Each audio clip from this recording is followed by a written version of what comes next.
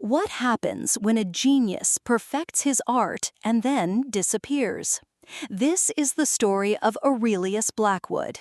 He was the most celebrated sculptor of his generation. His hands could coax life from cold marble. His name was a promise of flawlessness. Then, 3 decades ago, at the zenith of his fame, he vanished. Blackwood retreated from the world, sealing himself away from all accolades. He became a ghost, a myth whispered in hushed galleries. His legacy was frozen in time, a collection of perfect masterpieces. The artist was gone, an enigma. A lone truck stops before iron gates choked with rust and ivy. A driver leaves a crate of supplies, clay, chisels, stone, and hurries away, never seeing the face within. This is Blackwood Manor. For 30 years, these gates have remained sealed. The estate is a sprawling Gothic fortress, designed not to keep the world out, but to keep its master in. It is a gilded cage where the pursuit of an impossible ideal could flourish, undisturbed by imperfection. The art of perfection. Its gardens are wild, its walls absorbing all sound into a profound silence. What obsession compels an artist to trade the world for a stone fortress? Blackwood's early work was the pinnacle of hyperrealism. His statues did not just resemble life, they seemed to breathe, their marble skin holding a warmth that defied nature. Inside his cage, whispers say he sought to transcend even that. He was chasing a perfection so absolute it bordered on the divine, or perhaps the monstrous. This drive to erase every flaw resonates in our age of curated realities, where we too forget the human cost of flawlessness. The silence from Blackwood Manor bred local legends. Some spoke of rhythmic tapping echoing through the woods on moonless nights. Others claimed to see a single light burning in the highest tower. Our own inquiry, led by art historian Dr. Aris Thorne, began when that silence was finally broken. A single, unexpected letter arrived. It was not a plea or an explanation. It was an invitation. Inside, there was no message, only a charcoal sketch of a hand, so exquisitely rendered, so terrifyingly perfect, it felt more real than flesh. What happens when a ghost reaches out from his tomb? How can cold stone feel so impossibly alive? Before the silence, Aurelius Blackwood was a titan. His early works, from the late 1980s, were not statues. They were flesh and sorrow rendered in Carrara marble. Imagine standing before The Watcher in 1991. The gallery is quiet, the air still. You feel a cool draft, yet the figure before you seems to radiate a faint, impossible warmth, its veins seeming to pulse. This was his undisputed gift. This gift was a terrifying obsession with perfection. He was a devotee of divine proportion, the golden ratio governing patterns of life. Every curve, every plane, every eyelash was calculated to a fraction of a millimeter, adhering to a mathematical purity that felt almost inhuman. He wasn't just sculpting a likeness.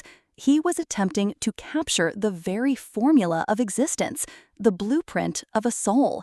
But when perfection is achieved through such rigid, obsessive logic, does the art not lose its very humanity? His pursuit is a chilling mirror to our modern anxieties. We see its echo in the digitally smoothed faces on our screens and the algorithmic curation of our lives. A world polished to a sheen, devoid of the beautiful flaws that define us. Blackwood was simply ahead of his time, chasing a sterile perfection that is now a common, banal aspiration, cold perfection. His work forces us to confront the unnerving emptiness that lies at the heart of a world without the grace of error. The public saw only the breathtaking results, the foundation of his legacy. They did not see the chilling methods. They saw gods carved from stone, not the sacrifices laid upon the altar of their creation. For every masterpiece that left his studio, a darker story was etched, one that remained hidden behind the marble facade. And it was this hidden process, this secret art behind perfection, that would ultimately consume him. What does a dead man have to say, and why, after 20 years of silence, would he say it to you? The question arrived for Dr. Evelyn Reed, the preeminent scholar on Aurelius Blackwood. For 2 decades, she had studied the void he left behind, deconstructing the legacy of a man who could make cold stone feel impossibly, unnervingly alive. On a Tuesday morning in late October, a courier delivered a thick vellum envelope to her university office. The wax seal, bearing Blackwood's intricate monogram, was brittle and yellowed with age, cracking like ancient bone under her touch. The letter inside was no forgery. It was his hand, his ink, dated 20 years prior. It was a posthumous invitation, an artifact held in stasis by his solicitors to be delivered only upon definitive proof of his death. The message was a siren call to an academic soul, an offer to be the first and only person to witness and catalog his final secret collection, a body of work he called the pinnacle of all creation, the final form. Blackwood's script was precise, almost surgical, yet it hummed with a chilling fervor. He wrote of transcending the limits of stone, of capturing not just life, but the very blueprint of perfection itself. But how does one possibly catalog perfection? What vocabulary could ever contain the absolute? The obsession with a flawless final product is not unique to a vanished artist. In our digital age, we endlessly curate our own perfect legacies, filtering and editing our lives until the flawed, authentic reality is erased. Dr. Reed understood the profound risks. Blackwood's genius was entwined with a dark and unsettling obsession, the gilded cage from her own books. To accept was to step into the mystery he had built, a place from which he never returned. The invitation was an echo from a tomb, and she began composing her reply. How does a vibrant, living home decay into a tomb? The iron gates of the Blackwood estate, choked with ivy, groaned open for Dr. Evelyn Reed, a single, protesting shriek that had not been heard for 20 years. She stepped from her car onto a gravel path now almost entirely consumed by defiant weeds and thorny brambles, the air heavy with the sweet, cloying scent of rot and forgotten roses. The silence was not peaceful. It was a physical presence, a weight that pressed in from all sides, broken only by the unnerving crunch of her own solitary footsteps on the neglected drive. This was more than just abandonment. It was a calculated surrender, a testament to an artist's complete withdrawal from the world he once dominated. The Grand Manor stood as a hollowed-out monument to his fame from the late 1980s, its windows dark and vacant. Inside, she knew, lay furniture shrouded in 2 decades of dust, every surface a gray canvas of time itself. The gilded cage had become a literal one, its bars rusted shut by choice. The art of perfection. This was the place where Aurelius Blackwood had decided to stop time, to let his legacy become a ghost story whispered among academics and collectors. But her destination was not the house. Her gaze was fixed on the structure at the far end of the property, a stark, brutalist monolith of concrete and steel that stood in jarring opposition to the decaying elegance of the estate. The studio. It had no windows, no visible adornments, just a single, imposing metal door. It was a vault. What obsessive, feverish work had unfolded within those walls, shielded from every ray of natural light and the judgment of the outside world? This was the crucible where he had pursued his chilling vision alone. This relentless quest for an impossible standard is not a relic of a bygone artist's madness. We feel its echo today in the endless scroll of curated lives, a quiet, pervasive pressure to airbrush our own realities into something flawless. Dr. Reed stood before the studio door, the single ornate iron key feeling impossibly cold in her hand. It was the key to the final collection, the final act. The lock was stiff, resisting her at first, but then the tumblers turned with a deep, resonant clunk that seemed to echo from the very heart of the building. She knew that crossing this threshold meant leaving the known world of Aurelius Blackwood behind, for whatever lay beyond this door was not merely art, but the terrible, beautiful answer to a 20-year silence. How much of a soul must be sacrificed for perfect art? Inside the cavernous studio, the air was thick with dust and a faint, sweet smell like old candles. Dr. Evelyn Reed pulled back a heavy canvas, her breath catching in the silence. Before her stood not the cold marble she had studied for 2 decades, but a figure of impossible vitality. The realism far surpassed Blackwood's celebrated work from the 1980s. Every pore, every strand of hair was rendered with a precision that felt less like craft and more like creation itself, the art of perfection. But the symmetry was too exact, a flawless, inhuman geometry imposed on a form that should be beautifully imperfect. This wasn't an evolution of his genius, it felt like a violation. How could something so beautiful also feel so deeply profane? The material was not stone. It had a strange, waxy quality, absorbing the weak light with an organic warmth, as if it held a memory of heat. It was as if Aurelius Blackwood had not merely carved a likeness of life, but had somehow arrested it. This chilling pursuit of flawlessness echoes in our own digital age, where we chase an algorithmic perfection that erases the very humanity we seek to capture. Evelyn leaned closer, her academic composure finally breaking. She saw it then, a tiny mark beneath the figure's ear. It was not a sculptor's tool mark, it was a scar. How does a mind begin to unravel on paper? Beneath a loose floorboard in his private study, Evelyn Reed's fingers brushed against cold leather. The journals, a stack of 10, felt heavy, dense with secrets. The ink smelled sharp, an obsessive scent clinging to the brittle pages. These were not the ramblings of a recluse, but the precise, methodical logbooks of a descent. The first entries, dated from the late 1980s, revisit the triumphs the world celebrated, but to Aurelius Blackwood, they were monuments to his own failure. He saw only the coldness of the stone, the lifelessness he could never quite overcome. The words seethed with a profound, almost violent dissatisfaction with his own genius. The pages turned from prose to a frantic litany of complaints. Marble was a stubborn deadness, he wrote. Clay offered only a fragile mockery of life. He saw his masterpieces not as achievements, but as hollow shells. The perfect form. He was a man drowning in his own acclaim, desperate for a material that would not betray the vitality he envisioned.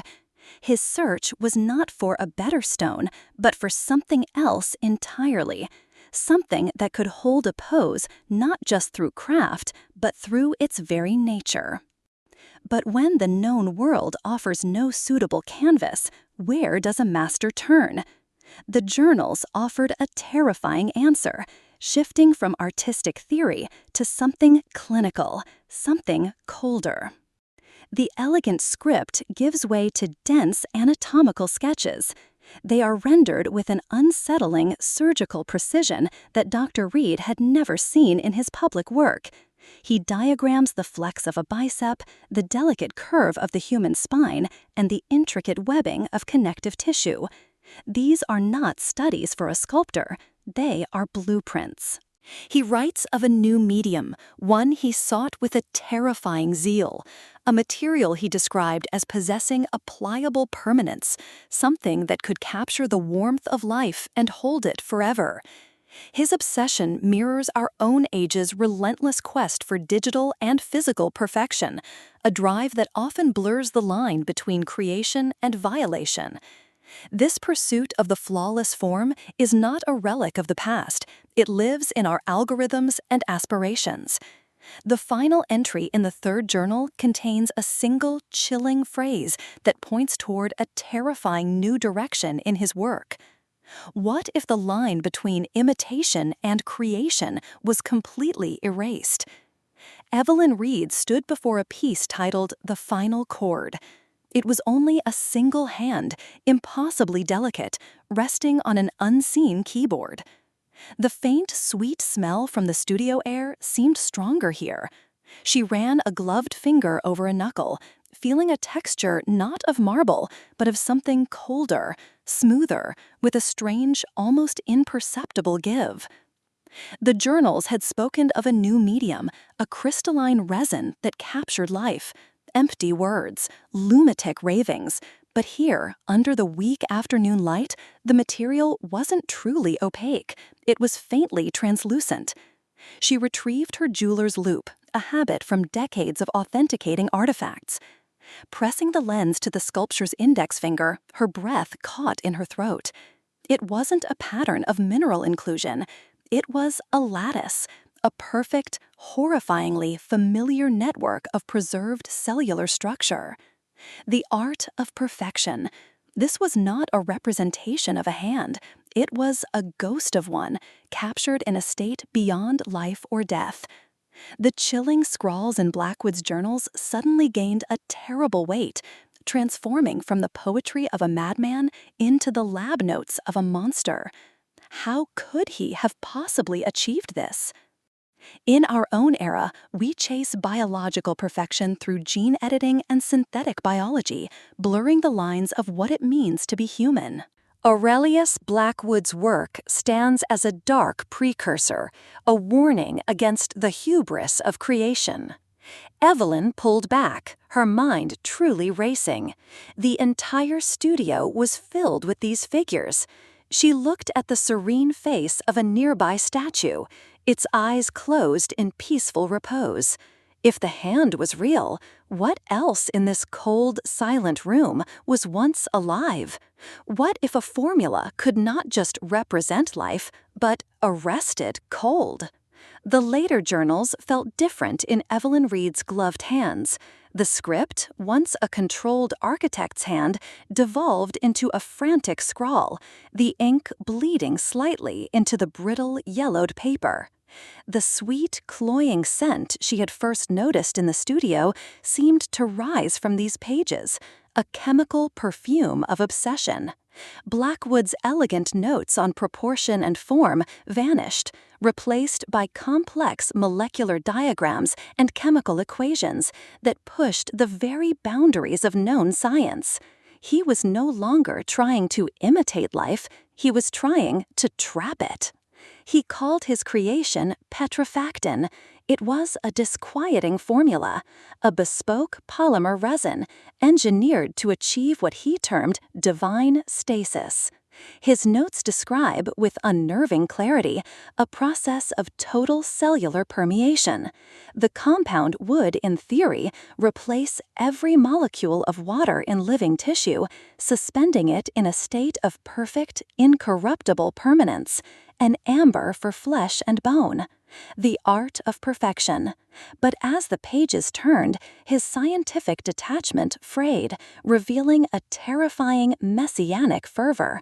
How far must an artist go to capture a fleeting moment, not in an imitation of life, but within the very substance that lived it? This pursuit of permanence resonates today in our digital archives and genetic preservation, a modern echo of the same desperate desire to make the ephemeral eternal. His first successful test is detailed with chilling pride. He describes a small finch found beneath a studio window, its neck broken from the impact. He applied the resin. Weeks later, he wrote, "The bird remained flawless, its feathers still iridescent, its tiny eyes gleaming as if with a spark of life that had been captured, not extinguished." Dr. Reed felt a sudden, profound sickness as the pieces clicked into place. The impossible detail of the final chord, the hand that felt too real, it wasn't a masterpiece of carving, it was a masterpiece of chemistry. The formula was a success. The final entry on that page, however, posed a new, terrifying question. But what is the ideal canvas? When does a pattern stop being a coincidence? The chill of Blackwood's disquieting formula settled on Evelyn Reed not as an academic puzzle, but as a cold premonition. The equations weren't just about arresting life, they were a blueprint. A terrible, gnawing suspicion took root. She put aside the journals. She began a new, grim line of inquiry. She drove to the regional archive, a place of dust and forgotten histories. The air in the archive was thick with the scent of decaying paper. Under the weak glow of a single desk lamp, Evelyn's gloved fingers traced the brittle columns of a 1991 newspaper, the faint crackle of the page echoing in the profound silence. She cross-referenced the date Blackwood marked the completion of the final chord, June 3rd, with the local missing persons reports from that same week. And there it was, a single entry, a small name in a sea of forgotten text. A local musician, a pianist named Alastair Finch, last seen on June 2nd. He had simply vanished. One data point could be a fluke, a tragedy, but unrelated. But Evelyn felt a cold certainty coiling in her gut. She pulled another journal, The Price of Perfection. She worked for days. The dates from Blackwood's journals became a litany of dread. The completion of The Silent Orator in 1993 aligned perfectly with the disappearance of a traveling debater. The Weaver's Rest from 1995 corresponded to the day a young seamstress failed to return home. Could the obsessive pursuit of an ideal truly lead a mind to commit such unspeakable acts? The pattern was no longer a suspicion, it was a horrifying tapestry woven from dates and names. Each sculpture was not a creation, it was a memorial, a tombstone carved before the victim was even gone. This obsession with capturing the perfect form was not an artistic quirk, it was a predator's methodology. Today, our digital lives leave a constant trail of data, a map of our movements and desires. But Blackwood's archive was analog, written in ink and filed away on paper, a chilling testament to how monstrous intentions can hide in the quiet, unexamined records of the past. Evelyn's blood ran cold. The correlation was undeniable. Every masterpiece had a ghost. And now she had to look again at the very first sculpture in that studio, The Gardener's Daughter, and ask herself, who exactly vanished in the spring of 1989? The formula was a key, but what door did it truly unlock?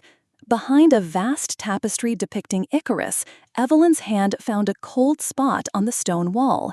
A faint click, a groan of hidden veers, and a rectangle of absolute darkness yawned open.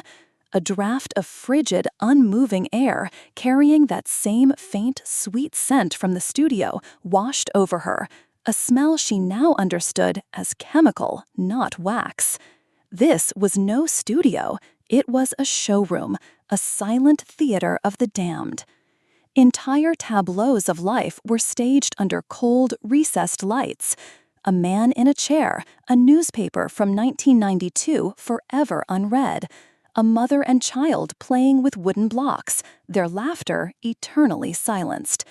They were not marble. The texture was wrong, the detail too perfect. The skin held the waxy, translucent quality she had seen on the hand of the final chord. And then The faces. Evelyn's blood ran cold. She knew them all. The sharp jawline of the missing journalist, the gentle eyes of the young pianist from the police files, everyone a ghost from her research. A silent audience of the lost. Was this the ultimate expression of an artist's control, or the final monstrous act of a predator? Blackwood had not been imitating life, he had been harvesting it. The disquieting formula was not a recipe for a new kind of stone, but for a new kind of tomb. Perfect stillness. Our own age is obsessed with freezing moments, curating perfect memories on a screen for all to see. We filter and pose, striving for an idealized stillness that Blackwood achieved with terrifying, absolute finality. His perfection was not an illusion, it was an abduction. Evelyn backed away, her light catching on the nameplate of the nearest scene. Sunday morning. Then she saw it. At the far end of the gallery, one final platform stood shrouded, with a single empty chair placed before it, as if waiting for its final silent critic. Where does an artist's studio end and a surgeon's theater begin? Behind the final statue in the silent gallery, Evelyn Reed's hand found a hidden seam. A wall section receded with a quiet pneumatic hiss, releasing air not of clay, but of ozone and sharp, sterile chemicals. This was no alchemist's den, it was a laboratory. Under cold fluorescent lights, gleaming steel tables held surgical instruments arranged with terrifying precision.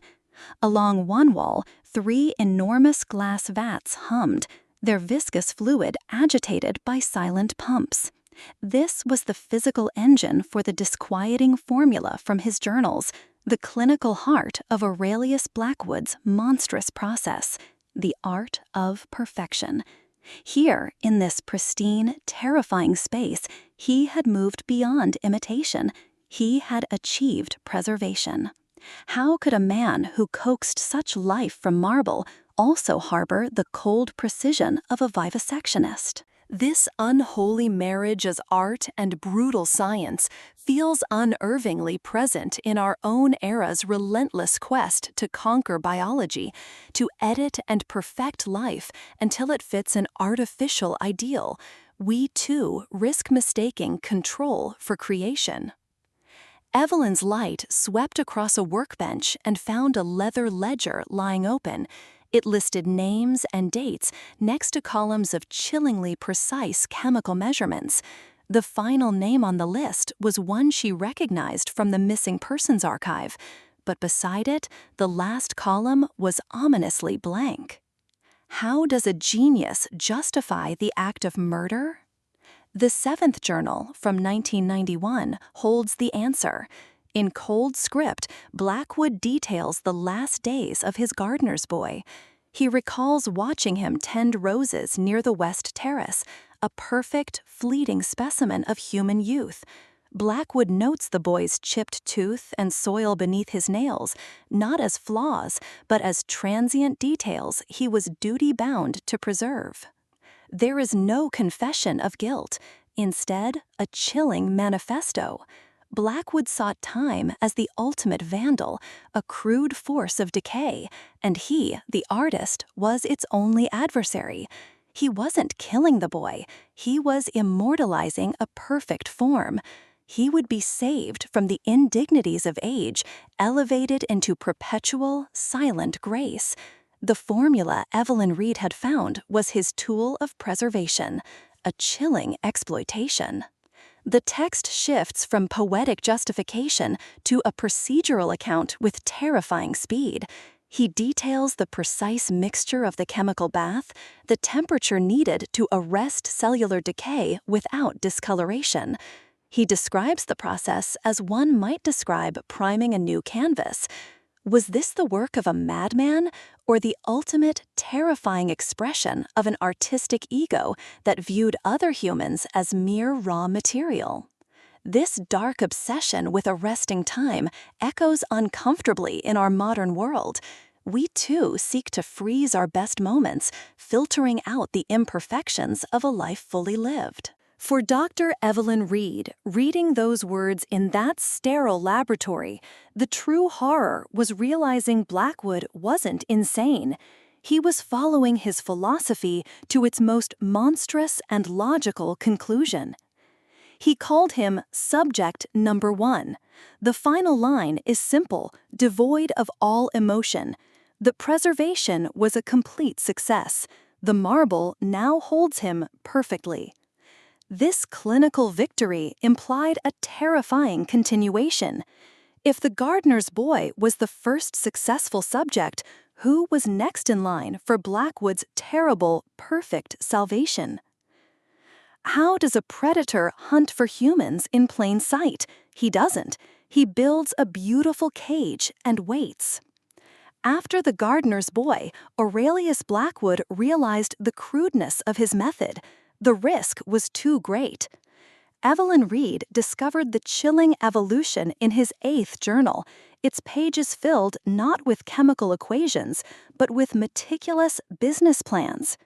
He created a phantom organization, the Aurelian Grant for Emerging Artists.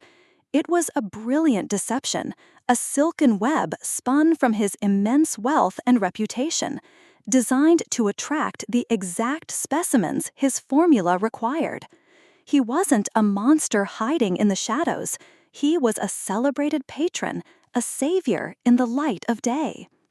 Evelyn could almost see a hopeful dancer stepping off a bus in the nearby town, clutching a letter bearing Blackwood's official crest. The young man would have seen the grand estate not as a place of grim isolation, but as a sanctuary where his art, his very essence, would be understood and immortal. He was promised a lead role in a new kind of performance art. The journals detail the careful grooming, the letters filled with effusive praise and promises of a fame to echo through centuries. Art and obsession. Blackwood targeted the invisible dreamers. They were runaways, fringe artists, and wanderers with talent but no social safety net. People whose disappearance might not be noticed for months or even years. Was it the money that truly ensnared them, or was it the intoxicating whisper of forever, the chance to be remembered long after their brief anonymous lives had faded? He offered them legal contracts, paid for their transport, and assured them their sacrifice would be for the sake of a perfect beauty the world had never before witnessed. This craving for permanence, a legacy that defies oblivion, echoes loudly in our own digital age. We curate our lives for an audience, chasing a fleeting immortality in pixels and posts, hoping to leave a perfect image that will last.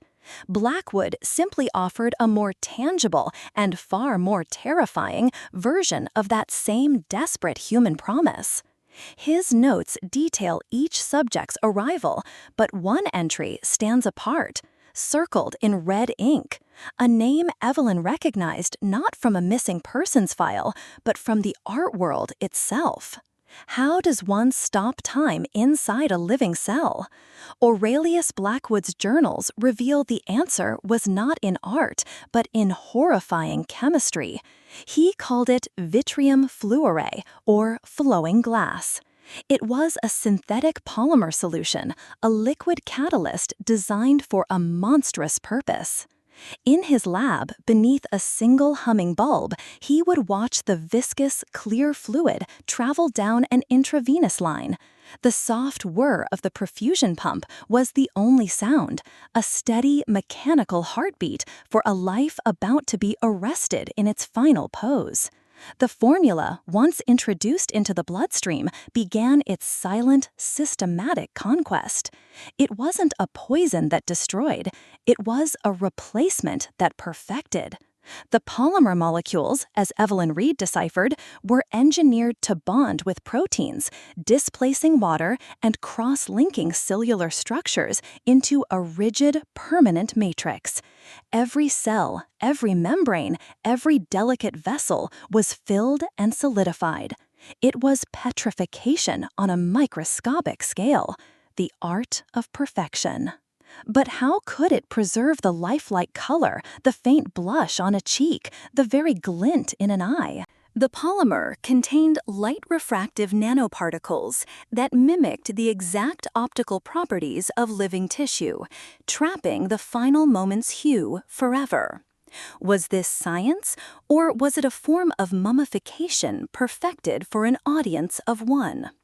This process, a twisted forerunner of modern plastination, demonstrates a mastery of biochemistry that remains unsettling today.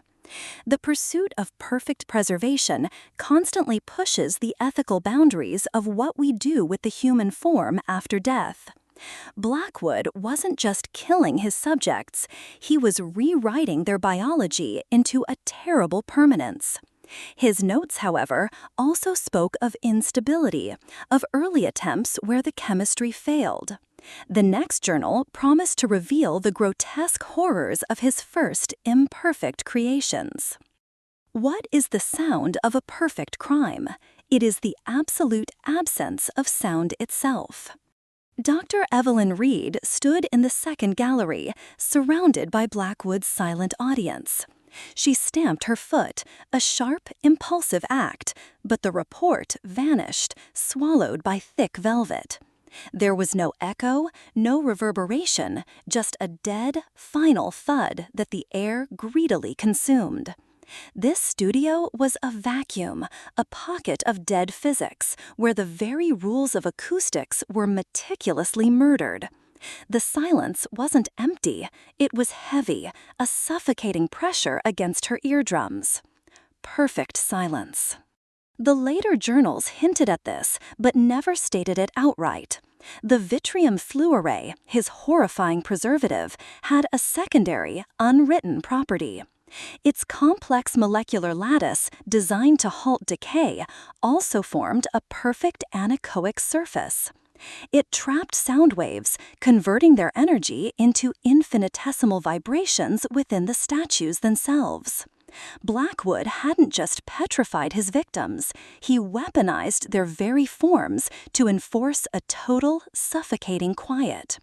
Could a creator's obsession extend so far that he would command not just the image of life, but the sound waves that animate our world? He built a tomb that entombed sound itself. This effect is not unknown to modern science. Anechoic chambers today push the boundaries of quiet, driving people to auditory hallucinations as their brains struggle to process the void. Blackwood built his by 1991, not for research, but for dominion. It's a chilling reminder that the quest for control often begins by silencing the world around us. In this crushing quiet, Evelyn finally heard it. Not a sound from the statues, but a sound from deep within one. A faint, rhythmic, and utterly impossible pulse, a ghost of a heartbeat still beating in the stone. How deep can loyalty run before it becomes a crime? Leaving the sterile silence of the second gallery, Evelyn Reed followed a faint wisp of wood smoke to a small stone cottage nearly swallowed by the overgrown gardens. She knocked, the sound unnaturally loud in the dead air, and the door creaked open on a man whose face was a roadmap of wrinkles, his loyalty to Blackwood etched into every line. He was the estate's caretaker, its sole resident for 30 years, a silent witness. He spoke not of a murderer, but of a misunderstood master. His testimony was a chilling tapestry of willful ignorance. He remembered the unmarked vans that arrived in the dead of night, carrying not blocks of Carrara marble, but sloshing chemical drums for what Blackwood called his vitrium fluoride. He saw patrons arrive in gleaming cars for their sittings, stepping into the studio with hope in their eyes, never to be seen again. He saw it all, and he questioned none of it. How can a man witness the mechanics of a slaughterhouse and see only the architecture of a holy cathedral? He called it divine work, a sacred process of elevation, the price of perfection. He insisted Blackwood brought a profound peace to those he chose, granting them an incorruptible eternity the dying world outside could never offer. They were not victims, they were acolytes. This stunning devotion, this cultivated blindness to horror, is not a relic of some distant Gothic past. It is the same quiet, fervent complicity that allows modern-day prophets and charismatic innovators to build empires on rationalized cruelty, where followers fiercely protect the creator's vision at any human cost. The caretaker's voice lowered, a dry whisper of a confession. He told Evelyn of one final patron, a woman who arrived in the autumn of 1999, a subject whose unique transformation was interrupted, never finished, and whose powerful family name he now revealed for the very first time. Perfection is a mask, but every mask has a crack. For weeks, Dr. Evelyn Reed walked among the silent audience of the second gallery, accepting Blackwood's chillingly perfect narrative. He wrote of peaceful passage, of subjects willingly embracing his vitrium fluore, his supposed gift of static immortality. The statues seemed to agree. Their faces were placid, their poses serene, a composed chorus of silent acceptance. But in the cold, pre-dawn light, her flashlight beam caught an anomaly on a statue titled The Poet. His face was turned upward in supposed ecstasy, but his left hand, resting on his knee, told a different, violent story. It was not relaxed. It was a fist, clenched with such force the petrified knuckles were sharp, white peaks. A single muscle in his jaw was a rigid cord, a final, futile act of defiance against the inevitable, the flaw in perfection. This was not peace. This was not transcendence. This was a man fighting for his last breath, aware of the horror consuming him. How could a man as meticulous as Blackwood, a monster obsessed with every detail, allow this single, screaming testament of terror to remain? Perhaps it wasn't a mistake. Perhaps it was a boast, a private signature on his masterpiece of cruelty, hiding the visceral truth in plain sight. This one imperfection recontextualized everything. It proved the lie at the heart of Blackwood's entire philosophy. We still fall for this illusion today, seduced by flawless surfaces presented to us, rarely questioning the hidden strains required to maintain them. We accept the narrative without checking the hands for a clenched fist. Dr. Reed now understood with terrible clarity. She was not just looking at victims, she was looking at witnesses. And if this one statue contained a hidden dissent, it begged a terrifying question. What other secrets were the dead waiting to tell? Can a metaphor become a confession? Before vanishing, Blackwood faced one final, scathing review. We return to 1991. In a cramped office smelling of old paper and ink, the critic, Julian Croft, stared at a photograph of Blackwood's work, his pen scratched, struggling to capture the statue's unnerving vitality, its predatory perfection, the living stone. Croft's review was dismissed as jealousy. He wrote that Blackwood's art was so lifelike, it felt as though he has stolen the very souls of his subjects to animate the stone. The line was a poetic barb, damning prose. But for Dr. Evelyn Reed, finding the yellowed clipping in the study, the words are not poetry. They are a witness statement typed years too early. The truth was published for the world, but no one would read it. It was simply too monstrous to be believed. Everyone else saw genius. Only Croft sensed the void beneath the beautiful surface. How can one man see a monster, describe it perfectly, and be accused of mere professional envy? It is a chilling reminder that sometimes the most outlandish claims hide the most unpalatable truths, a lesson we still fail to heed in our era of information. Evelyn rereads the sentence, the paper trembling in her hand. The words, once ignored, are now a terrifying roadmap into Blackwood's mind. The critic's prophecy was there, hiding in plain sight. And in the final paragraph, Croft mentioned one more thing, an imperceptible flaw he noticed in the marble iris of every statue, a detail that sends Evelyn racing back toward the silent audience in the second gallery. What is the final shape of a monster's ambition? For Dr. Evelyn Reed, it was not a sculpture, but a map. It was hidden in the one place Blackwood knew she would eventually look, inside a false backing of Julian Croft's framed scathing review from 1991, a final, bitter joke from beyond the grave. Her gloved fingers found a heavy cylinder of vellum, and she unrolled it across a vast drafting table. The brittle paper crackled like dry leaves in the studio's oppressive silence, releasing the faint, sharp scent of old India ink and slow decay. The document was an architectural plan of breathtaking, maddening detail. At the top, in Blackwood's severe, precise hand, was a single, arrogant word: ascension. It was his magnum opus, a grand tableau depicting a spiral of human forms reaching toward an unseen zenith, a frozen ballet of forced transcendence. The design called for 12 figures, 12 unique subjects, each with their own codename and precise position noted in the margins, each essential to the work's terrible symmetry. This was not just a sculpture. It was a theology written in stone and bone, the ultimate, horrifying application of his vitrium fluore process, a monument to his victory over death itself. Evelyn's blood ran cold.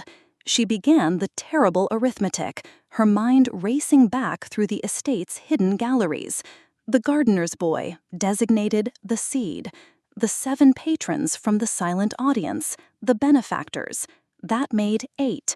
8 souls captured, preserved, and displayed. But the blueprint, this cold testament to his final vision, demanded 12. Where then were the other 4 figures meant to complete this ghastly composition? Were they hidden somewhere else on this cursed estate, waiting in an undiscovered room, or were they still out in the world, their disappearances written off as tragic, unsolved mysteries? The empty pedestals on the diagram seemed to mock her. 4 silent voids in a perfect, horrifying pattern. A chilling art. This obsession with a flawless assembly where lives are reduced to components echoes disturbingly in our own world's relentless drive for optimization, for data-perfect systems that forget the human cost. Blackwood's art is a chilling parable for any pursuit that values the finished product over the humanity required to create it. With the blueprint clutched in her hand, its paper cool against her skin, Evelyn realized her work was not about documenting a madman's past. It was about finding his remaining victims and finally giving them a name. The journals gave his words, but what of his actual voice? In the sterile laboratory behind a cabinet of chemical reagents, Evelyn Reed found a locked metal box. The key, taped under a shelf, turned with a stiff grind. Inside, not more formulas, but 24 reel-to-reel audio tapes, each labeled with just a number. She threaded the first one onto a dusty machine. A click, a low hum, then a hiss of magnetic tape. And then the voice of Aurelius Blackwood, impossibly calm and clear. He was not confessing, he was teaching. His tone was that of a patient professor explaining a complex theorem to his favored student, the unconscious subject on the table before him. He spoke of liberating them from the tyranny of decay, of the messy, imperfect process of living. He called it an elevation, a transition to a higher state of being, the art of perfection. He explained how the vitrium fluere would arrest their fleeting beauty, making it eternal forever. His voice never wavered, a placid river flowing over unspeakable horrors. "You see," the voice on the tape murmured, "pain is temporary. But this is forever." How can a man describe the petrification of a human soul as an act of profound kindness? This was the missing piece, the chilling philosophy that fueled the chemistry. His obsession with stopping time wasn't madness in his mind, it was a sacred duty. Today, we curate our digital lives into perfect static galleries, freezing our best moments against the tide of time. Blackwood simply took that impulse to its most monstrous, logical conclusion. But the label on the very last tape made Evelyn's blood run cold, promising a very different kind of lecture. What is the sound of a monster's confession? It is not a scream, but a gentle whisper. In the sterile chill of the laboratory, Dr. Evelyn Reed pressed play on the old cassette player. A low hiss filled the silence, followed by a mechanical click, and then a voice emerged from the magnetic tape. This was the voice of Aurelius Blackwood, a voice she had only imagined from his frantic journals. It was calm, rational, and utterly serene. He spoke not of murder, but of artistry. He described his subjects as willing participants in a grand artistic statement, people he was liberating from the inevitable decay of the flesh. He was not a killer. He was, in his own words, a savior. The perfect end. His words painted a horrifyingly clear picture. He saw life as a flawed sculpture, cracking and fading with every passing year. He believed his work was a mercy, a final perfect brushstroke that arrested the slow, messy process of living. He was preserving beauty, not destroying life. How does a mind become so warped that it sees an act of ultimate violation as an act of supreme kindness? His logic was a chilling, airtight cage of self-delusion. Evelyn felt its cold bars closing around her as she listened, hearing not madness, but a terrifying, unshakable conviction in every single syllable. Blackwood called his vitrium fluor formula the true artist's medium, a final paint that did not just capture a moment, but made it eternal. The silent audience in the second gallery was not a collection of victims. To him, they were a pantheon of perfected souls. This obsession with arresting time, with curating a flawless, unchanging image, echoes in our own modern world's desperate flight from aging and imperfection. We see his madness reflected, albeit faintly, in our own digital mirrors. But then, the voice on the tape shifted. A new warmth entered his tone as he spoke of a name Evelyn had never seen in any journal, a name he called his true masterpiece. What is the perfect form of revenge? Not destruction, but absorption. In the lab's sterile silence, Dr. Evelyn Reed reached the final journal. Its last pages were bound by a brittle wax seal stamped with Blackwood's signet.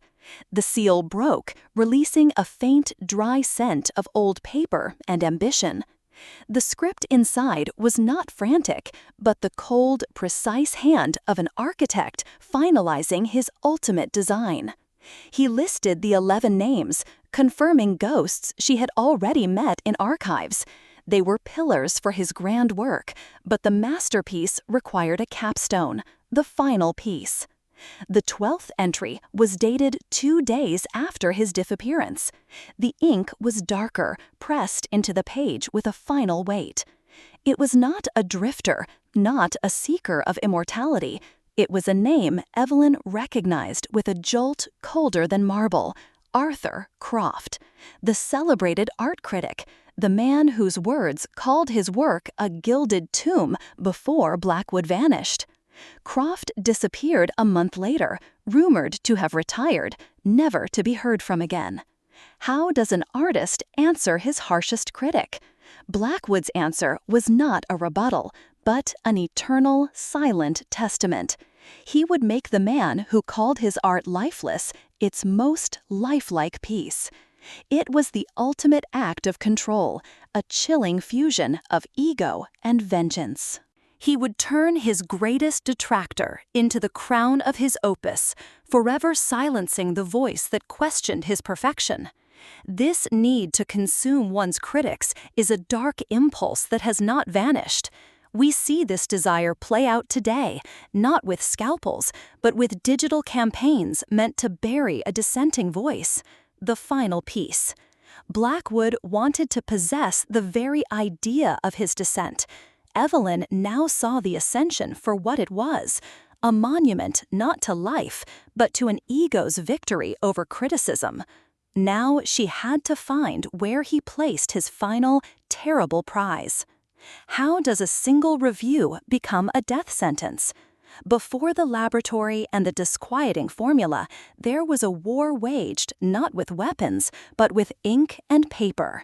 The final wax-sealed journal Evelyn Reed opened, the one detailing the 12th subject, begins not with a name, but with a quote. It is a line from the critic Arthur Croft. Croft was the era's most feared artistic arbiter, a man whose prose could build a reputation or bury it beneath an avalanche of eloquent disdain. For years, he had shadowed Blackwood's career, acknowledging his technical genius while simultaneously chipping away at its core, calling it a hollow spectacle, a chilling perfection. The journals pinpoint the exact moment the feud turned venomous. It was the winter of 1991, at a retrospective in a sterile London gallery. Croft, surrounded by admirers, pointed a thin finger at Blackwood's The Weeping Angel. "It is a marvel of anatomy," he announced, his voice a crisp, surgical instrument of dismissal, "but it is the anatomy of a beautiful corpse, perfect and utterly, irrevocably dead." Blackwood's journal entry from that night is a single, jagged sentence, underlined 3 times. He says, "I have no soul to give my work. I will show him a soul." That one public condemnation became the central obsession of Blackwood's remaining life. The accusation of being soulless was a brand seared into his pride, a wound that festered into a grotesque new purpose. How could he prove the life in his art if the art itself was not truly alive? The journals show his logic twisting into a horrifying syllogism. If his hands could not create a soul, then they would have to learn how to capture one. The vitrium fluor was not just a preservative, it was his rebuttal. Each member of his silent audience became a testament, a captured soul to refute Croft's damning prophecy. The critic's damning metaphor had become the artist's literal, monstrous blueprint. This toxic dance between creator and critic still echoes in the digital arenas of today, where anonymous judgment can fuel obsession and derail genius. It is a stark reminder that behind every creation is a human ego, sometimes fragile enough to fracture in the most terrifying ways. As Dr. Evelyn Reed cross-references the dates in the journal with public records, a cold, dreadful certainty replaces suspicion. The timeline of Arthur Croft's sudden, unexplained disappearance aligns perfectly with the chilling preparations for Blackwood's final and most personal masterpiece. It is not what is present that defines a masterpiece, but what is terrifyingly absent. Following the blueprint from the critic's portrait, Evelyn unsealed the final chamber. The air hummed. She stood before the tableau Blackwood called Ascension. 11 figures, skin gleaming with vitrium fluor, reached in a silent chorus toward a central point. They were his patrons, his subjects, a frozen audience forced into his ultimate performance. But the center was a void. A single polished marble pedestal stood empty under a focused light, reflecting the figures around it. This was the flaw Julian Thorne had prophesied, made literal. It was the punchline to a decades-long feud. Blackwood had built his monument to revenge, but its heart was missing. The art of perfection. After all the planning and monstrous justification in his journals, how could he fail at the final step? The 12th journal was explicit. Julian Thorne was to be the centerpiece, the final note in this symphony of horror. Blackwood's revenge was not just to kill his enemy, but to absorb him, to make him a permanent fixture in the legacy he mocked. This obsession with curating one's narrative, erasing dissent, feels terrifyingly familiar today. All of Evelyn Reed's work led to this chilling truth. Aurelius Blackwood had failed. The empty pedestal was not a choice. It was a testament to his impotence. The masterpiece was incomplete, leaving one final question. What is the final word of a man who believes he has become a god? In the last journal, Evelyn Reed found it, a sealed envelope, its wax stamp cold and unbroken. The address was not a name, but a title. To the one who understands. This was no confession. It was a coronation, a final testament written not in regret, but in chilling arrogance. He saw his life's work not as a series of crimes, but as a symphony building to its final, silent crescendo. He wasn't explaining the past, he was meticulously dictating the future of his perfect art. The art of perfection. In elegant script, the letter explains that the silent audience is merely a prelude. He argued that perfection cannot be observed, it must be inhabited. His vitrium fluor could arrest life, but it could not capture the spark of comprehension he sought to immortalize. The collection, he argued, was a library of perfect moments, but it lacked a librarian. It needed a conscious mind, aware of its own preservation, to serve as the eternal curator and complete the circuit. But what kind of person would willingly become the centerpiece in a gallery of the dead? The letter is not a historical document. It is a live, terrifying recruitment. The ink formed a singular, horrifying realization. The journals, the galleries, the disquieting formula. It was all a test designed to find a true acolyte. He had built an intellectual labyrinth, and the prize for solving it was not truth, but an invitation. This quest for a successor, for an heir to a monstrous vision, echoes in the darkest corners of our own age, where ideologies seek disciples willing to make the ultimate sacrifice. The letter, addressed to the one who understands, was always meant for the one who solved his final puzzle. The last page offered the key, a single, untraceable chemical compound, and an instruction for the empty pedestal, a promise not of death, but of a final, perfect stasis. What is a narcissist's ultimate self-portrait?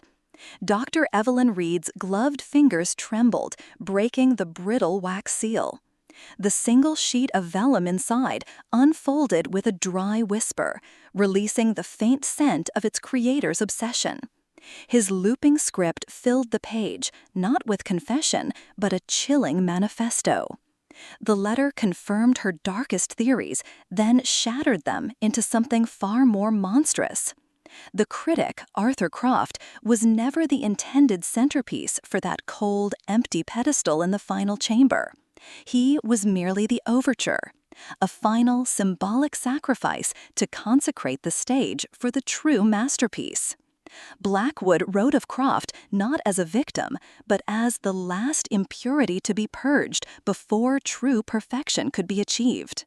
He was the closing of one book, so another, more glorious one could be opened, the final piece. He called it his magnum opus, the culmination of his life's work. A final, perfect sculpture that would not just defy time, but conquer it.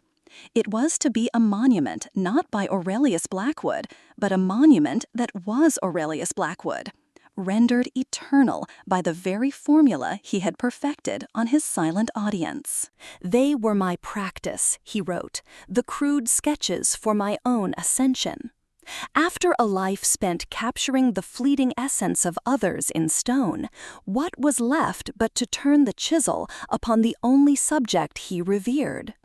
This was not art as imitation, but art as absorption, the ultimate act of self-possession. He sought to become the subject, the artist, and the medium all at once, a trinity of pure self-worship. By using the refined vitrium fluory, he would freeze his own image at the perceived peak of his genius. He would be forever immune to the decay of age, the shifting tides of taste, and the venomous sting of another critic's words. It was the chillingly logical endpoint for a man who saw other humans as mere clay. His ambition feels terrifyingly prescient in an age of curated digital selves and the relentless pursuit of a perfect online legacy. Blackwood's self-portrait is the analog precursor to the modern desire to freeze an idealized version of oneself for digital eternity.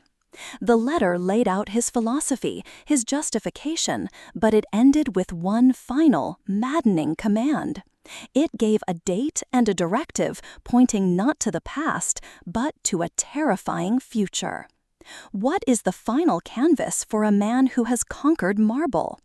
Behind the Ascension tableau, a stone panel receded for Evelyn Reed with a pneumatic hiss. A low hum filled the space, the air thick with the scent of ozone and sterile chemicals.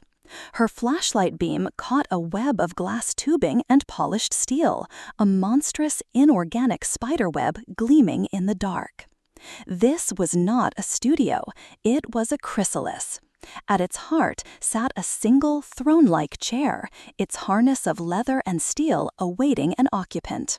It was plumbed into a complex apparatus of silent automated pumps, precisely labeled chemical reservoirs, and whirring centrifuges. This was the engine for his vitrium fluory, but refined and scaled for a single, continuous automated application, an ark designed for one passenger. After preserving a dozen others against their will, what else remained but to turn the chilling art inward, to perfect the self? The journals, the statues, the letters, all were just elaborate footnotes to this, the final apparatus.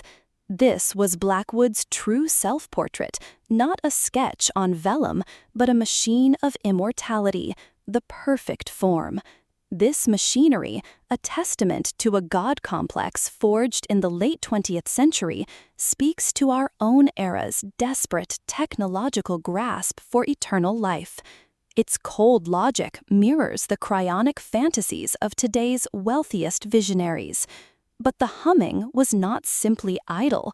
A small chronometer on the central console was still active, its red numerals glowing, counting down to a date now terrifyingly close. What is the difference between a hum and a countdown? For Dr. Evelyn Reed, the distinction dissolved in the final chamber's sterile air. The low thrum of the apparatus felt like a predator's purr. She stood before the central console, a pane of dark glass set into cold steel, its surface cool through her glove. A series of digits glowed with a soft amber light. This was not a blueprint or a journal entry. This was a living mechanism. Her mind, trained to decipher 20-year-old clues and arcane formulas, overlooked the obvious. The display was not a diagnostic panel. It was a timer. She traced the glowing numbers with a trembling finger, the date confirming a horror she had not anticipated. October 26th. Today, the time beneath it read 1,700 hours. Less than 3 hours remained. All the journals, the tapes, the silent audience, They were all just preambled to this single, ticking moment. How could a mind so attuned to the past be so blind to the immediate present? Perfect art, perfect death. The realization sent a jolt of ice through her veins. The machine's hum was not a sign of age, it was the sound of readiness. The network of tubes and reservoirs holding the vitrium fluorite were not merely stored, they were primed. Every valve was calibrated, every pressure gauge steady. Aurelius Blackwood did not just build his final masterpiece and walk away. He set its stage, arranged the lighting, and programmed the exact moment the curtain would rise on his ultimate self-portrait, with Evelyn as its sole intended audience. This is the ultimate trap of obsession. We become so immersed in deconstructing a monster's past that we fail to see the trap laid for our future. The puzzle itself becomes everything, blinding us to the fact that the final piece is meant for us. The amber digits on the screen were no longer just numbers. They were the final, silent syllables of Aurelius Blackwood's last word, a word that would be spoken in just a few short hours, not with sound, but with a chilling, perfect silence. How do you choose between two forms of certain destruction? The question hung in the humming air of the final chamber, heavier than the scent of ozone and chemicals. Dr. Evelyn Reed stood frozen, her phone a cold, useless weight in her palm. One call would bring the authorities. They were hours away. They would arrive with brute force and ignorance, treating this delicate, monstrous apparatus as a common bomb. They would rupture the lines of vitrium fluorite, destroying all the evidence, the art, and quite possibly the entire estate in a cloud of aerosolized poison. Blackwood had anticipated this. He had built a problem that the modern world, with all its procedures, was uniquely unqualified to solve. The alternative was a descent into madness. She could try to stop it herself. Evelyn, the academic who had only ever dissected Blackwood's life on paper, was now faced with its thrumming, lethal heart. The control panel was a constellation of unlabeled dials and cryptic lights, a language she could not speak. A single wrong switch could be a death sentence. It could accelerate the countdown or trigger a fail-safe she couldn't even imagine. In a machine built for perfect preservation, what does failure even look like? This was the true test, the final, cruel art piece, an impossible choice. Blackwood had not built a machine. He had constructed a dilemma. He had weaponized the very act of decision-making itself. By presenting this choice, he was forcing Evelyn to become the final participant in his chilling exhibition. She was no longer just the biographer, she was the last critical component. This terrifying principle echoes in our own time, in the complex, opaque systems we build to manage our world.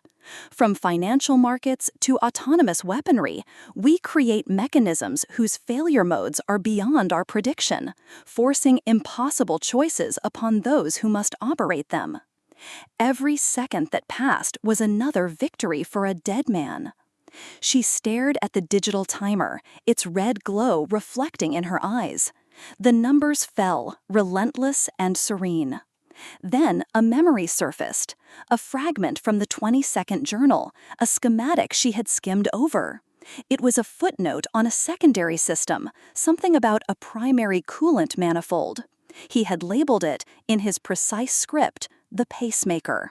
It was a detail so minor, so technical, she had dismissed it as irrelevant. Now it was the only thing in the world that mattered. Her hand, trembling, reached not for her phone, but for a single, unmarked lever near the base of the machine. What is the final defense of a perfect creation? Dr. Evelyn Reed, her breath catching in the dusty air of the main study, frantically unrolled the blueprints once more. Her gloved finger traced a faint secondary schematic she had initially dismissed as structural supports. A web of thermal conduits and chemical injectors, a vascular system of pure destruction woven into the studio's very bones. This was not an afterthought. It was the cold, beating heart of the design. Blackwood called it the Cinder Protocol in a small, meticulous annotation in the margin. It was a fail-safe of monumental arrogance. Any attempt to breach the final chamber's seal or interrupt the apparatus's sequence would trigger an immediate high-temperature incendiary event of unimaginable ferocity, powerful enough to turn marble to dust and evidence to ash. How could one man's obsession with permanence be so inextricably bound to the promise of total obliteration? The system was designed not to protect the art, but to punish the curious, to protect its integrity from the contaminating gaze of the unworthy. His notes were chillingly clear. A quote from his own journals: "The unworthy shall not inherit, they shall only provide the spark." The price of perfection. This possessive fury, this desire to control a legacy through its own destruction, persists today in digital deadman switches that wipe entire servers clean upon an owner's death. The countdown in the final chamber was a death sentence for one man. This discovery was a death warrant for the entire estate, for history itself, and most assuredly for her. The choice was no longer between two timers, but between two hells. What does a god do after his world is complete? He watches. After disarming the failsafe, Dr. Evelyn Reed's hand traced the cold metal interior of the preservation chamber. Her fingers snagged on a nearly invisible seam, a hairline crack where none should be. With a soft click, a section of the wall receded, revealing not more machinery, but a small, dark space beyond, utterly silent. The room was an ascetic cell. It held only a narrow cot with a single threadbare blanket and a small wooden desk. This Spartan simplicity was a stark, brutal contrast to the opulent horror of the estate. This was not a place of comfort. It was a place of vigil. The chamber's most profound feature was not what it contained, but what it looked out upon, a single, large pane of reinforced glass that served as a window. It offered a panoramic, godlike view of the second gallery, his silent garden of human statues, the 12 subjects he had perfected. A perfect end. He had built his own panopticon. From this hidden sanctum, Aurelius Blackwood could observe his collection, his life's work, without ever being seen. He was the ghost in his own machine. But was this a throne room or a cage? The answer lay in the oppressive silence, the lack of any personal effects. He had not retired here to admire his art. He had sequestered himself to guard it, a dragon hoarding a treasure of stolen souls, terrified of a single crack in the glass. This relentless pursuit of control, of maintaining a flawless facade, echoes in our own curated digital worlds, where we can become prisoners of the perfection we project. Dr. Reed saw Blackwood's final act wasn't just creation, it was a self-imposed eternal watch. And on the desk, waiting, lay one final, solitary object. What is the last testament of a man who believes he is a god? It is not a confession, but a coronation. In the sterile, humming light of the artist's sanctum, Dr. Evelyn Reed held the single sheet of vellum. The ink was a crisp, merciless black, Blackwood's signature, a final, arrogant flourish at the bottom of the page. His final words were not an apology for the 12 souls he had extinguished. They were a philosophical treatise, a blueprint for his own deification. He explained that his entire life's work, from the first chisel stroke in the 1980s to the silent audience in his secret gallery, was merely a prelude. his subjects were never victims in his eyes. They were simply the necessary, exquisite pigments for a canvas of unimaginable and eternal scale. He called it the final medium, the only material worthy of a true master. "Marble cracks and erodes," he wrote. "Bronze patinates and decays. But human flesh, perfected and arrested by his vitrium fluor, could achieve a sublime permanence." He argued that all great artists must sacrifice a part of themselves for their work, a piece of their soul for a masterpiece. He would simply be the first to sacrifice the whole. For Aurelius Blackwood, death was the ultimate artistic flaw, a messy, undignified, and unacceptable end to a creative force. Why should the creator be subject to the same decay as his lesser, inanimate creations? His chilling logic unfolded on the page, a perfect, terrifying syllogism of genius, ego, and chemistry. Art above all. This monstrous obsession with a flawless, curated eternity resonates with our own digital age, where we meticulously craft online personas we hope will outlive our mortal selves. What is the sound of a perfect trap springing shut? It begins not with a bang, but with a soft, definitive click. In the sanctum, a single relay closed, followed by the low, steady hum of capacitors charging. Dr. Evelyn Reed let out a breath. It was over. The automated sequence from his final mad letter had initiated. The timer had reached 0. She stood before the observation window as the preservation chamber illuminated with a cold, sterile light.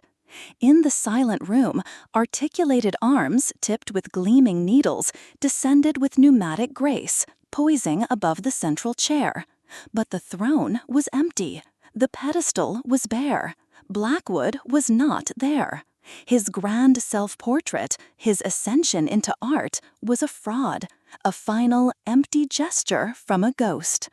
The machine, however, did not stop. It continued its sequence, the atomizers beginning to hiss, the needles glinting with terrible purpose. A cold dread, sharper than any she had felt among the silent statues, began to crystallize in her chest. The letter. She reread it in her mind, his elegant script now twisting into a venomous sneer. "To the one who understands." It was not an address, it was a label, it was a designation, a title for a specimen. The empty pedestal was not a failure of his plan. It was a canvas waiting for its subject. How could she have been so blind, so caught up in the intellectual chase, that she never saw the bait for what it was? The ego she had studied for 2 decades, the monumental narcissism that fueled every chisel strike, would never allow itself to be the subject of a process it could not personally witness. The final piece. His chilling words from the tapes echoed back, no longer a confession, but a promise. Perfection requires a perfect witness. He had built this entire estate, the galleries, the journals, and the laboratory, as an elaborate lure. It was a perfectly constructed narrative maze, designed for a single mind to solve. He didn't want to become his art. He wanted to curate its creation, to watch from his hidden perch as the ultimate tribute was rendered. He needed an audience of one, an expert who could appreciate every nuance of his genius, to become the final, definitive statement. This obsession with being understood, with having a curated self validated, echoes in our own digital age, where the performance for an unseen audience is everything. The final piece. The trap was never the chamber. The trap was her own obsession, the very expertise that brought her here. Blackwood's final, manipulative piece of performance art was not his own preservation. It was her discovery of it. The door to the sanctum slid shut with a soft, definitive hiss, the lock engaging with a heavy metallic thud. The lights in her observation room dimmed, leaving only the cold, humming glow of the chamber beyond the glass. And in that humming silence, Evelyn Reed finally understood the title of her own masterpiece. How does a monster's reign finally end? Not with a whisper, but a shout. Heavy boots hammered on marble, shattering 2 decades of stillness. Flashlight beams sliced the dark, finding the cold, perfect faces of Blackwood's silent audience. In the main gallery, an officer yelled, "Clear!" the sound alien against the stone, his light sweeping over a petrified poet. They found Dr. Evelyn Reed there, a soul in a gallery of the dead, the air thick with dust and cold night. The art of perfection. The officers were so unprepared. This was a crime scene posing as a museum. How does justice prosecute a ghost whose evidence is a gallery of masterpieces? The Vitrium Fluoré formula from the journals gave them a scientific process, but no human solace. It was a recipe for turning life into an object, a monument to pure obsession. They moved from the gardener's boy to the critic, each a perfect, frozen scream. Each was an indictment.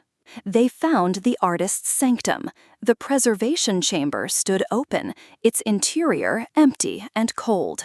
Its timer, Evelyn had watched with dread, was dark, displaying a string of perfect zeros. The grand apparatus was inert. Blackwood's final act of ascension was a failure. This drive to cheat death, to sculpt a legacy into eternity, resonates today in our own age of digital ghosts and biological reinvention. The estate was sealed. The case of Aurelius Blackwood appeared closed. But as investigators cataloged the lab, they overlooked one detail: a faint etching on the chamber's inner door. How does a masterpiece die? Not with a crack, but with a yellow police tape. The Blackwood estate is now a tomb sealed by law. Its iron gates are chained shut, guarding a permanent crime scene, a monument to an obsession that consumed 12 lives. The world clamors for a glimpse at the horror, but the walls are silent. The art is now evidence. In the humming silence of the second gallery, a technician photographs subject number 7. The flash illuminates the gardener's boy for a report, his form now Exhibit A. Each piece, once a testament to genius, is now a cold file in a murder investigation. An unfinished masterpiece. The collection is a legal black hole. It cannot be studied as art or buried as human remains. But what do you call a collection of souls held in stasis, their final moments stolen for an art that can never be shown? They are caught between gallery and grave. Evelyn Reed's testimony provided the map, but the territory remains incomprehensible. Blackwood's quest was for a horrifying perfection. He sought to stop time with chemistry and a blade. In an age where we curate digital ghosts of ourselves, his monstrous pursuit of physical permanence feels less like fiction and more like a dark prophecy. The line between preservation and violation has never been thinner. The final chamber, its apparatus disarmed, is a silent stage for a play that was never performed. The ultimate subject, himself, never took his place. And so the collection waits in the dark, a testament to a vision that, in its final, crucial moment, was left forever unfinished. How does one write the final word on a monster? Months have passed. In her university office, lit only by a monitor's cold glow, Dr. Evelyn Reed types the official report on the Blackwood collection. Each keystroke feels like a chisel against bone, carving a truth too terrible for any museum plaque. The official documents, police reports, chemical analyses, victim statements, are stacked beside her, a cold monument to a dead man's ambition. They call it a collection, an estate, an artistic legacy. But Evelyn knows what it truly is. It is a mausoleum curated by a madman who saw people not as souls, but as raw material. The words she writes cannot capture the chilling dissonance of walking through those galleries. They cannot convey the sublime beauty of the statues, the impossible, lifelike detail that Aurelius Blackwood achieved with his vitrium fluoret. Nor can they articulate the profound violation of seeing it. Each piece is a testament to genius and a tombstone for a life stolen in its prime. The final chord, the silent audience. They are masterpieces of preservation and monuments to atrocity. The price of perfection. Every line of her report feels like a betrayal, either to the art or to the victims it consumed. Her greatest burden is the knowledge of the final unfinished piece. The empty pedestal was not an oversight, it was an invitation. The blueprints, the timed mechanism, the letter addressed to the curator, it was all a meticulously crafted trap. Blackwood did not just want an audience for his final act. He wanted a participant. He wanted the one person who understood his work most intimately to become its eternal guardian, frozen in place. Did he truly believe that such perfect art could justify the human cost of its creation? Evelyn's survival was an accident, a flaw in his otherwise perfect design. This is not a story confined to the past, sealed behind the yellow tape of the Blackwood estate. His obsession with a flawless, static ideal is a dark mirror to our own age, where we sacrifice authenticity for a curated, perfect image. We too are tempted to freeze moments, to edit out the flaws, to present a perfect version of life at the expense of living it. The chilling exploitation continues, just in a different medium. Her fingers hover over the keyboard, the cursor a blinking, insistent heartbeat in the dark. The report is almost finished, but the real questions remain unanswered, echoing in the silence of her office. What is the true price of perfection? And what becomes of us when art demands a human sacrifice?